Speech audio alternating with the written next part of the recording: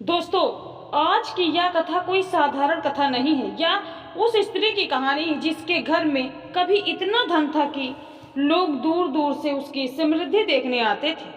लेकिन एक दिन ऐसी गलती हो गई कि कुछ ही समय में उसका पूरा घर उजड़ गया। धन समाप्त हो गया, सुख समाप्त हो गया और वह स्त्री रात भर रोने लगी। लेकिन फिर एक दिन ऐसा चमत्कार हुआ कि पूरे नगर के लोग हैरान रह गए। आखिर उस स्त्री ने ऐसी कौन सी गलती की थी और फिर ऐसा क्या हुआ कि उसकी किस्मत दोबारा चमक उठी। सभी भक्तों को श्री राधे राधे। आप सभी का स्वागत है आपके अपने चैनल आर के भक्ति मार्ग में, जहां मिलती है व्रत और त्योहारों की सही जानकारी और ऐसी भक्ति कथाएं जो आपके दिल को छू जाए। तो दोस्तों, शुरू करते हैं आज की इस वीडियो को। दोस्तों, यही है गुरुवार व्रत की अद्भुत कथा। बहुत समय पहले की बात है। एक नगर में एक बहुत बड़ा साहूकार रहता था। उसके पास धन दौलत की कोई कमी नहीं थी। घर में सोना चांदी भरा रहता था। अनाज के भंडारे कभी खाली नहीं होते थे और उसके घर में नौकर चाकरों की कभी कोई कमी नहीं होती थी। नगर के लोग कहते थे कि उस साहूकार पर भगवान की बहुत बड़ी कृपा है। साहूकार स्वयं भी बहुत धार्मिक था। वह हर गुरुवार को स्नान करके पीले वस्त्र पहनता, भगवान बृहस्पति देव की पूजा करता और गरीबों को दान देता था। वह मानता था कि भगवान की कृपा से ही उसके घर में सुख और समृद्धि है। लेकिन उसकी पत्नी बिल्कुल अलग स्वभाव की थी। उसे पूजा पाठ और व्रत में विश्वास नहीं था। जब भी साहूकार गुरुवार को पूजा करता तो वह हंसकर कहते कि इन सब बातों में कुछ नहीं होता है, धन तो मेहनत से आता है। साहूकार उसे समझाता कि भगवान का आशीर्वाद सबसे बड़ा धन होता है, लेकिन उसकी पत्नी उसकी बातों को कभी गंभीरता से नहीं लेती थी। एक दिन गुरुवार का दिन था, दोपहर का समय था और साहूकार किसी काम से बाहर गए हुए थे। उसी समय एक साधु भिक्षा मांगते हुए उसके द्वार पर आ पहुंचा। उसने आवाज लगाई, माता भिक्षा दीजिए। साहूकार की पत्नी आंगन में काम कर रही थी। उसने साधु को देखा और थोड़ा चिढ़ते हुए बोली कि अभी मेरे पास समय नहीं है। लेकिन साधु शांत स्वर में बोले कि वे केवल भिक्षा ही नहीं बल्कि एक शुभ बात भी कहना चाहते हैं। साधु ने कहा कि यदि वह गुरुवार का व्रत करें, भगवान बृहस्पति देव की पूजा करें और जरूरतमंदों को दान दे तो उसके घर में सदैव सुख समृद्धि बनी रहेगी। यह सुनकर वह स्त्री हंसने लगी। उसने कहा कि उसके घर में पहले से ही एक इतना धन है कि वह उसे किसी व्रत पूजा की जरूरत नहीं होती है। फिर उसने मजाक करते हुए कहा कि अगर उसे अपने घर का धन खत्म करना है तो क्या करना चाहिए।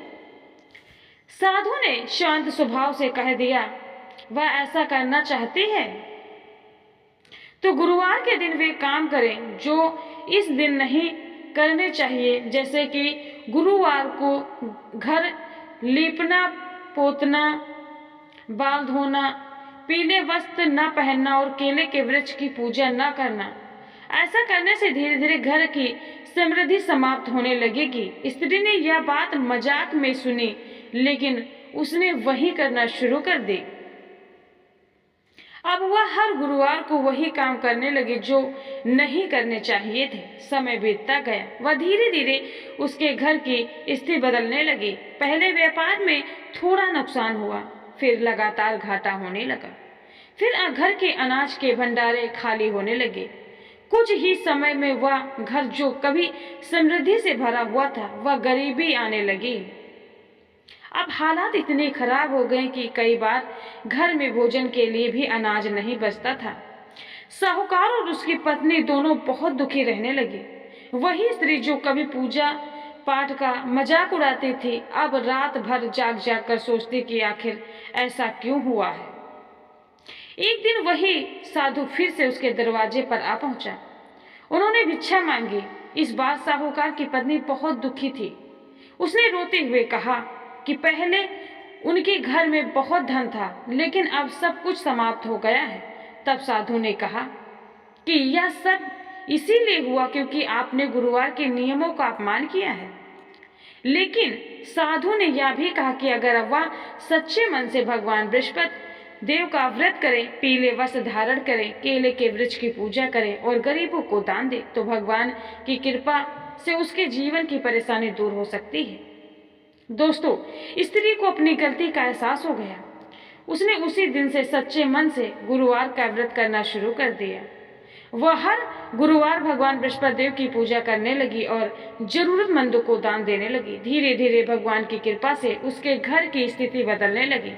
साहूकार का व्यापार फिर से चल पड़ा, घर में अनाज भरने लगा और कुछ ही समय में उसके जीवन में फिर से सुख और समृद्धि लौट आई। कहते हैं कि जो भक्त भी श्रद्धा और विश्वास के साथ गुरुवार का व्रत करता है और यह कथा सुनता है, भगवान बृहस्पति देव उसकी मनोकामना अवश्य पूरी करते हैं और उसके जीवन के सुख कष्ट दूर कर देते हैं।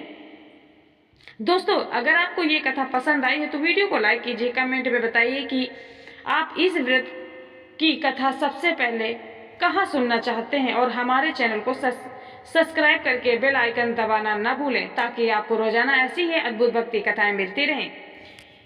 मिलते हैं अगली वीडियो में, तब तक के लिए सभी भक्तों को श्री राधे राधे, जय माता दी, हर हर महादेव।